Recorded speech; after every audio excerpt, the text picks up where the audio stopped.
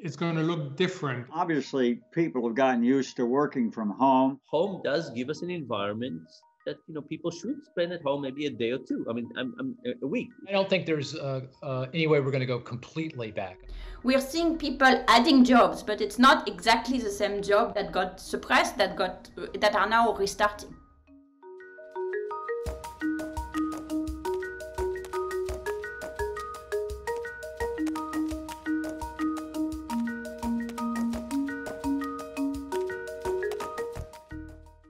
There will be much more hybrid work. There'll be people working in offices, there'll be people working at home. It's going to be a much more fluid population than it was before. And it's going to evolve. I think a lot of people are going to discover that hybrid workplaces are not that easy to run, and we're going to have lots of changes in the way work is done. You look at Silicon Valley, for example, you look at these tech companies, they tend to be on the cutting edges of a lot of things, not only technology, but also human relations.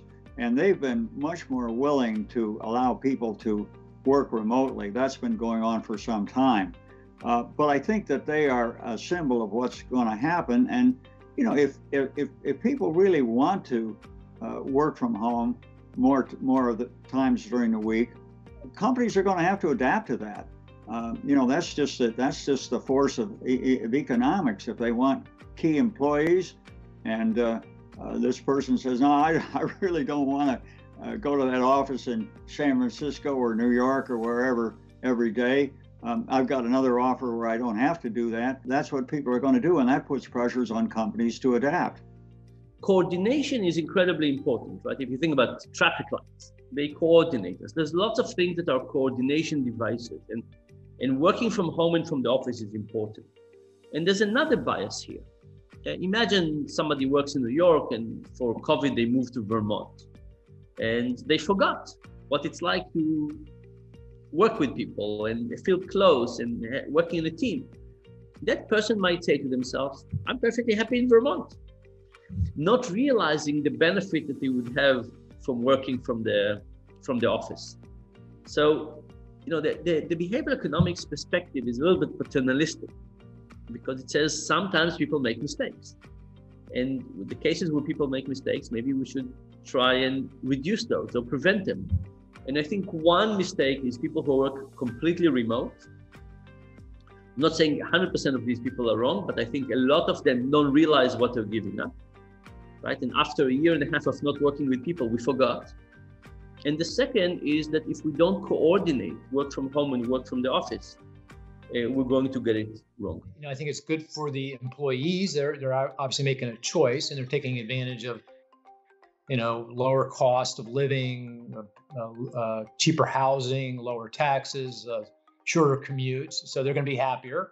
I think employers will figure it out as well. I mean, there's some, adjustment pains here. People have to figure out how to adjust. And, there's some niggling HR issues, human resource issues. Like, for example, say I worked in New York and decided now I want to work in Vero Beach, Florida. I don't want to go back to New York. I can do my job here, no problem. I can catch a plane from Orlando or from Palm Beach, get to anywhere I need to go. I'm on the computer all the time anyway. But if I'm living in Vero Beach, should I get New York wages or should I get Vero Beach wages? And the answer is probably Vero Beach wages, but that's going to be a trick to get from here to there. So businesses will figure it out and they'll adjust, but it'll take a little bit of time. But, I think we'll adjust to this and it will ultimately improve productivity. And that's, obvious key to the success of businesses and economic success as well. You cut out a lot of the expenses of commuting, whether it's by car or by public transit. And also, of course, you have a decided shift continuing, which is already there, where people are buying larger houses in suburban or rural areas. They're getting out of big city apartments in New York, San Francisco, et cetera, where they're really cramped and expensive. And of course, the need for office buildings is not going to be there either. If people are working from home, the techniques that already exist in some places where people in effect share desks. You may have one desk that's occupied by 2 or 3 people at different times during the week. That should probably be a lot more common. So I think you're going to see a continuation of the trends we've seen with emphasis on single family houses in suburbs and rural areas, a lot less interest in big city expensive apartments, and office buildings I think are going to basically suffer as well.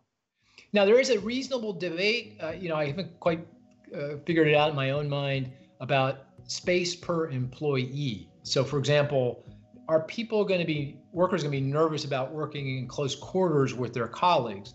Prior to the pandemic, there was this move to bringing everyone into kind of a common area, having them working together in kind of a bullpen kind of area, because the thought was this improves collaboration and communication and generates new ideas and innovation.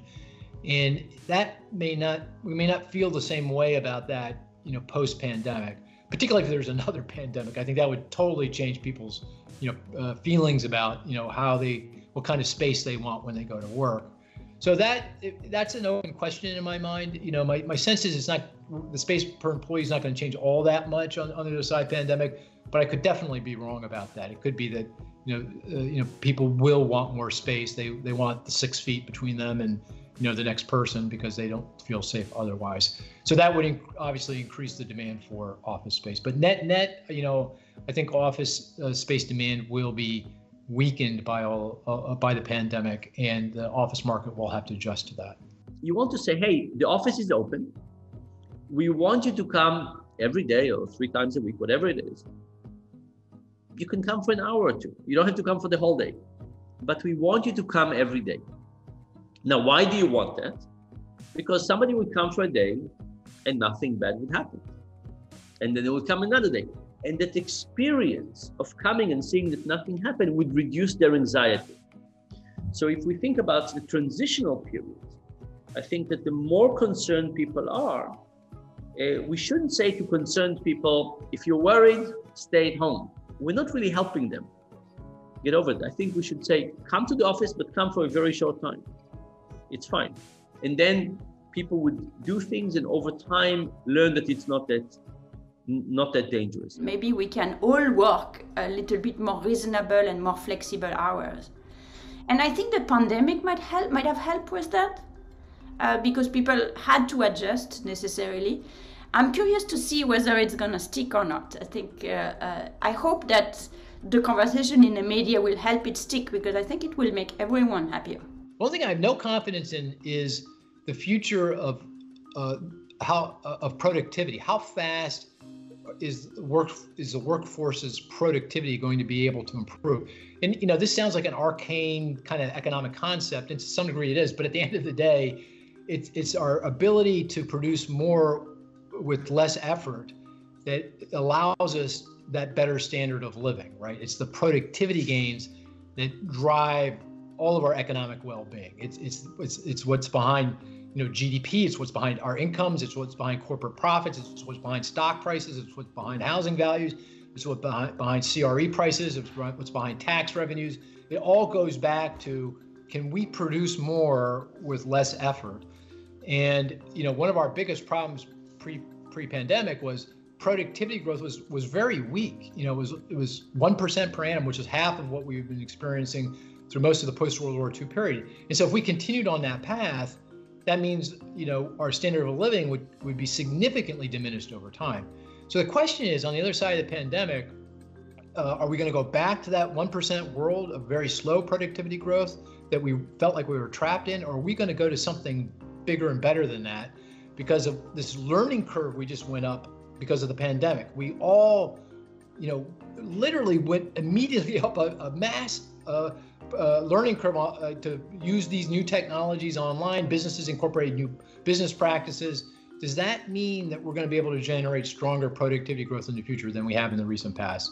That's a very significant question, very big question, and a very important question for all of us. So what the COVID crisis did is that many jobs disappeared from some places, and now many jobs are reappearing, but not necessarily always in the same places.